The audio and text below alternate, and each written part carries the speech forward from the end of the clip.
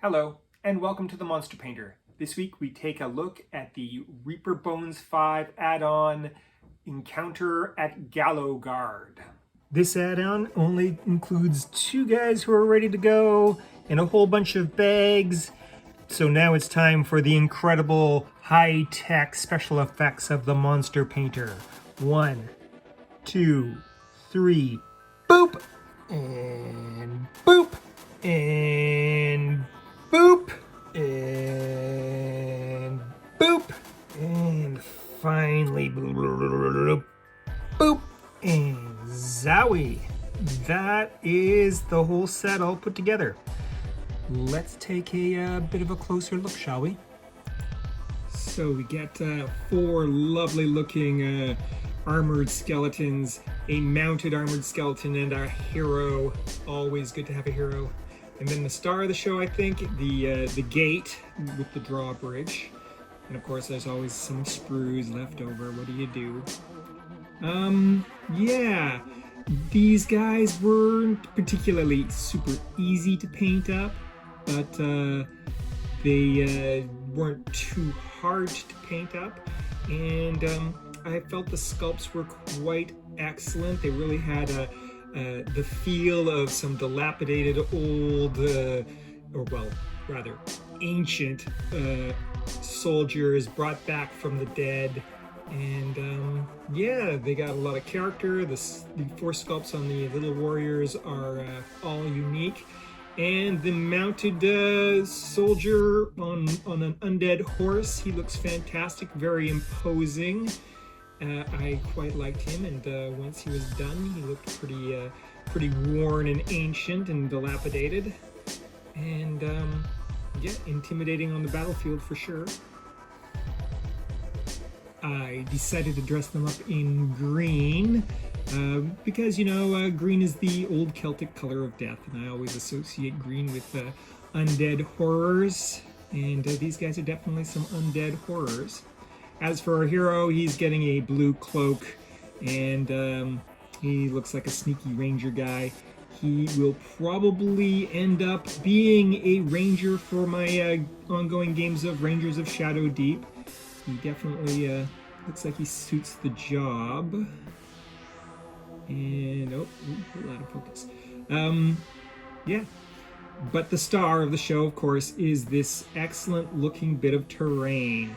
The Gallowgate, so to speak, and it looks like a pretty convincing ruined drawbridge and gate.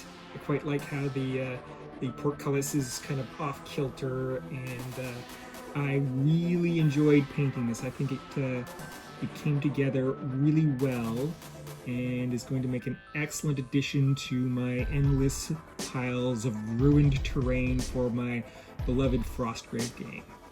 And here we have the finished products, looking very worn out and old, and ancient scary warriors.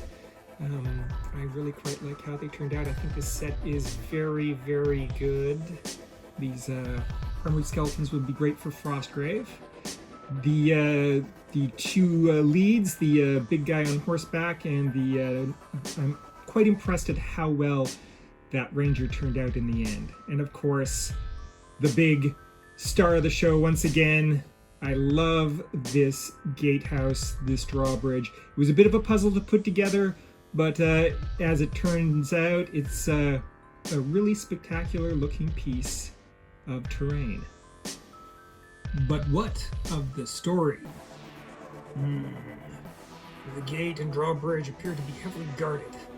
I will have to bide my time if I'm going to get in there and destroy that orb of power. Hey, Zach. How's it going? Oh, I'm dead on my feet. When do we get a break around here? Break? You've got to be kidding me. These old bones haven't had a rest in 200 years. Oh no, we are thralls to the evil overlord, bound to do his bidding ceaselessly, for all eternity. I mean, unless someone breaks his orb of power, of course. This is ridiculous! I need a rest! When do we get a rest? I would love a break! Hey! Knock off the chit-chat, you grizzly chickens, and get back to work, or you won't get paid. But we don't get paid. Shut up and get back to work, you knucklehead, before I clunk ya. Go get him, buddy.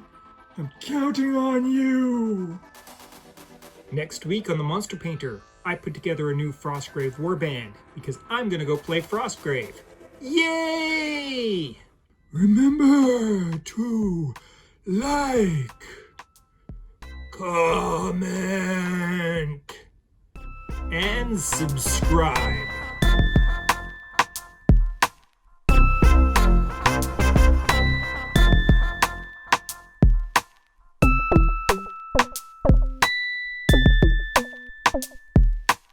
You are watching Les the Monster Painter.